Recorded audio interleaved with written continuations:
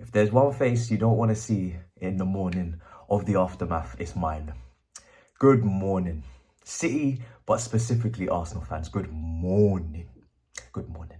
I hope you've brushed your teeth. I hope you've eaten your cornflakes. I hope you're out the door, ready for work by now, or maybe you're having a lie-in, you've called in sick. Let's discuss what the Champions League really just did. What it really just threw up in our faces. Because, listen, London and what colour it is always up for conversation. But I'm afraid that it's nights like those that remain and make it so. It's blue. We may be bad, but you man have not planted the flag back in the soil yet. You have to win a trophy for that. You must pick up a Premier League in the last 20 years. You must pick up a Carabao Cup in the last 32 years. You must pick up a Champions League, a Europa League even. Heck, something. Pick up something. And until you pick up something, it did already change colour. You know this. But listen, Arsenal, will start with that game. Arsenal losing away from home to Bayern Munich by a 0-0, courtesy of Kimmich from a header, from a wonderful cross. It was Arsenal really not at their best, people. I have to say, there's a difference between the way that Arsenal lost and Manchester City lost. And I'm not just trying to button them up a bit because we got them in the semi-final of the FA Cup. There's a difference between the way the two teams went out of the tournament. You guys did not throw the kitchen sink at Bayern Munich at all. We already seen Saka's stats: 0 goals, 0 assists, 0 chances created, 0 this, 0 that, 0 everything. But Martinelli as well. But Kai Havertz, Kingdom Crystal Kai as well. This is a player that was already unlocked, it would seem. These are the nights that you say that. These are the nights that determine whether 65 million was the correct price tag. These are the nights where you can at Chelsea fans and say, thank you so much, we should have paid more. Because if you can't do it on these defining critical nights up front, your manager's saying, oh, we don't have a striker that scores 30 to 40 goals. The audacity, that is your striker. You're playing him up front, no? Is he not expensive? Is he not extremely high wage? Brother, pay back your wage. You cost that amount of money. This is a game where you have to stand up. But it's always Saka that everybody's talking about. It's always Saka. Listen, Saka didn't play very well at all. He played much better in the first leg, didn't do very well against Porto. In fact, Arsenal have not done well at all in all the knockout stages, so they don't deserve to be in the semi-finals anyway. They've not taken the football from the Premier League and from even last year that everybody gave them so much credit and so much, weight was put on them for these knockouts ties, for the excitement for being in the Champions League. They've not demonstrated the football that got everybody gassed in the first place. Not defensively, but definitely not even going forward, especially. They haven't shown that type of, creativity. They haven't shown that type of relentless, attacking attitude. However, it's always Saka. Now, Saka gets that pressure because he's the star boy, because some people have called him world class. I've said quite clearly, he is not world class. He is country class. You can call him country class. That's a new term, new definition. When you do it in your own land, in your own country, you can be called country class, but you're not continental class, clearly. Not yet. Not in Europe. You're not world class for sure, right? You haven't done it on that stage. So a lot of people will put pressure on him, but he has not put pressure on himself. One thing I'm going to say with him is that he doesn't walk, in terms of the press. He does shut people down. He is quite clearly quite humble. He doesn't seem to, feed off of that star boy, energy. He doesn't seem to carry that ego. So I'm gonna kind of let Saka off a little bit more, because I also think there's less competition on his flank than Martinelli has on his flank with Trossard.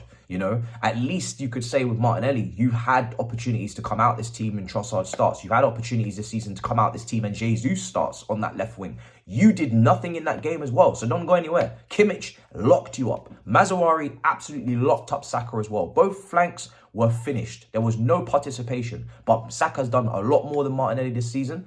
And for me, I always felt Saka had more potential than Martinelli. Some people feel Martinelli has more potential than Saka. Martinelli this season he's been obsolete. He's not been anywhere near the level at all. So Maybe that's because he gets less help from his flank in terms of the fullback. You could put that into play. Obviously, Odegaard is on one side and Havertz and whoever is on the other side. So yes, there is a bit of a distorted balance in the team. However, for me, Martinelli versus Saka on that, I think it's, you gotta look at the bigger picture as well. But up front, like I said, Kingdom Damn Kai didn't do enough. 65 million. Like I said, everybody's ready to cash in. Everybody's ready to collect their checks because of a purple patch. Do it when it matters. Do it now. In the Premier League, when the crunch games are coming up and it is season defining, if you're going to be able to pick that up. In the Champions League knockouts, when it is season defining, not coming off the bench against Luton, not doing it in the lower key Premier League games in the middle of the season. No. April, May.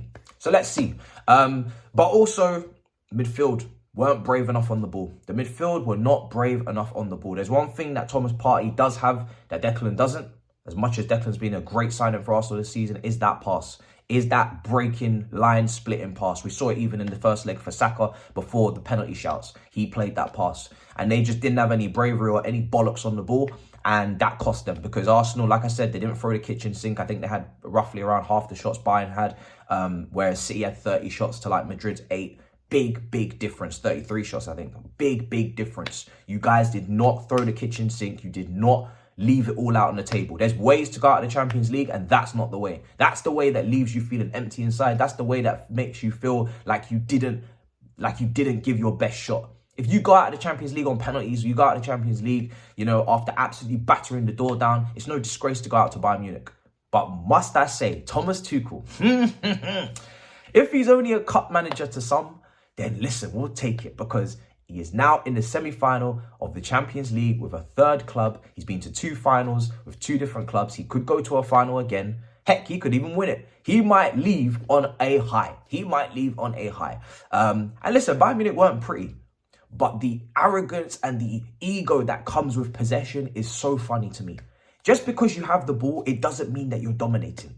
Like Arsenal had a lot of the ball, but they didn't do enough with it. And Bayern Munich, they just capitalized. They're humble enough to know that Arsenal are better football inside. So they said, you can have the ball, no problem. We're just going to smash and grab. And that's exactly what they did. And it's been coming because, like I said, they didn't play well against Porto both games. And they didn't play well enough against Bayern. So it is what it is. You have to hold that. But this is why the Champions League is going to Champions League. And this is why this competition is a humbler crumbler.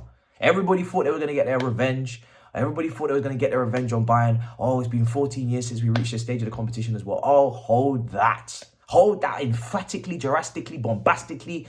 Hey, listen. It ain't easy, bruv. There's a reason why we only got 2 of these. There's a reason why Man United only got 3 of these. There's a reason why City, with Pep and all this time, has only got 1 and will stay with 1 this season. It ain't easy in this competition. So you best respect those who have won it because it's not easy, bruv. And maybe you man are just lactose intolerant, like I said on the watch along. Maybe you guys are just allergic. Maybe you guys won't appreciate it because you haven't done it. If you ain't tasted it, you don't know what you're missing out on. Maybe that's the case. Maybe.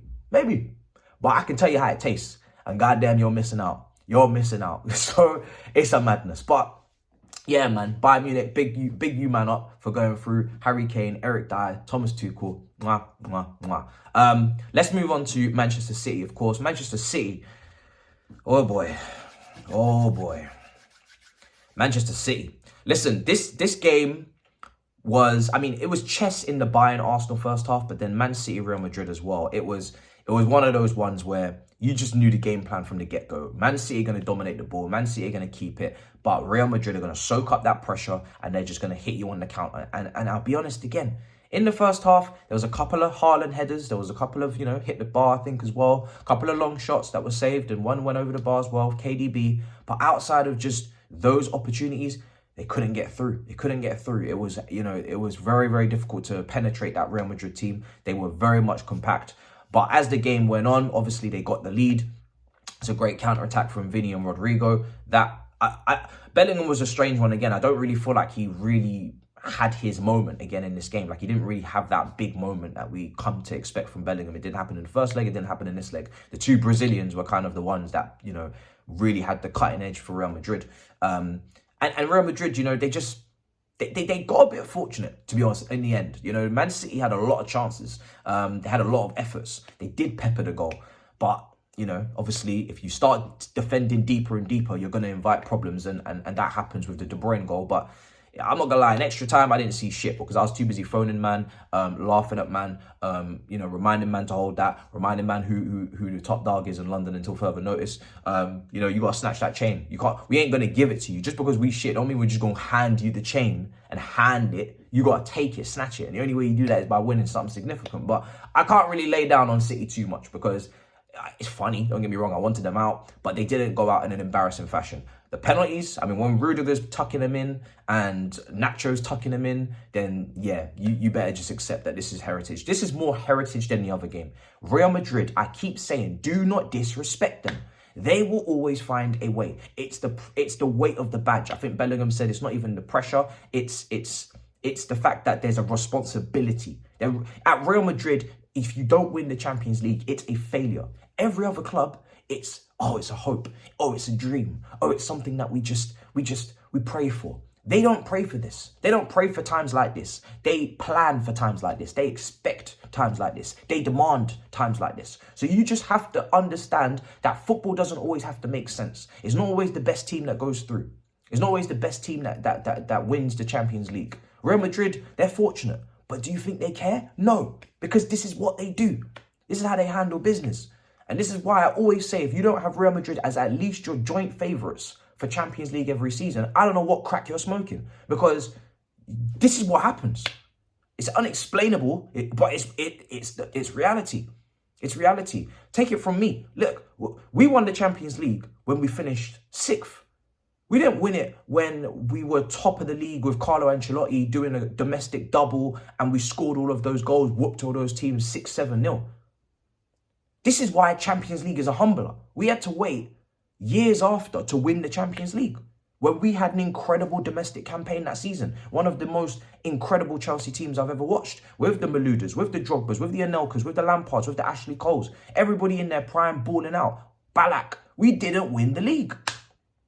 So if that doesn't, you know, there's been great teams that they can't do it.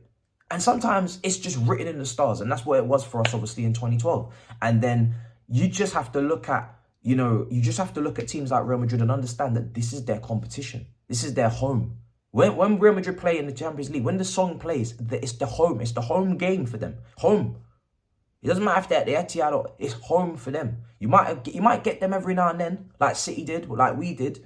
But more time, this is the team that you don't want to play. And this is why you have to respect it. You have to respect it. You have to respect the heritage. So, listen, I'm buzzing. There's no English teams in the semi-finals.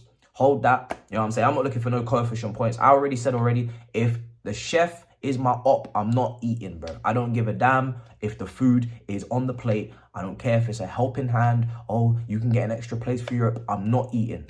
I'm not eating if you're cooking, bruv. If we get that European spot, it's because we have to deserve it. And in my opinion, we don't anyway. But, you know, you have to earn that shit. You have to go and get that shit. I'm not asking for help from nobody. So, yeah, man, listen, everybody's going to have to hold that, I'm afraid. It's beautiful. The stars have aligned. Everybody focus on your Premier League duties. And, yeah, man, listen. This is like I said, I can't go on too much on City because they can still do a domestic double on everybody's head top. And that's still a brilliant season. But for Arsenal, goddamn. God diggity dog damn. I don't even know. You guys life changed this week, you know. What is it? 3 fixtures? Back to back to back? Back to back to back? And now you're not in the Club World Cup. Because I don't know if you know, but you got knocked out of that now. You know, there's a Club World Cup coming up soon. Chelsea's in it, Man City's in it, Real Madrid. You know, the gold trophy that's eluded you. You know, you've never seen this shit before in your life. You won't be in that. Salzburg got access now. Because you, man, lost. Salzburg got access. So, mad. Salzburg. But yeah, man, listen. Arteta, you want to go? You want a striker? Where's Havertz playing? On the bench next season? Midfield? What's going on? We're going to speak soon. But anyway, unlocking. In a bit, people. Make sure you like. Make sure you subscribe. Peace.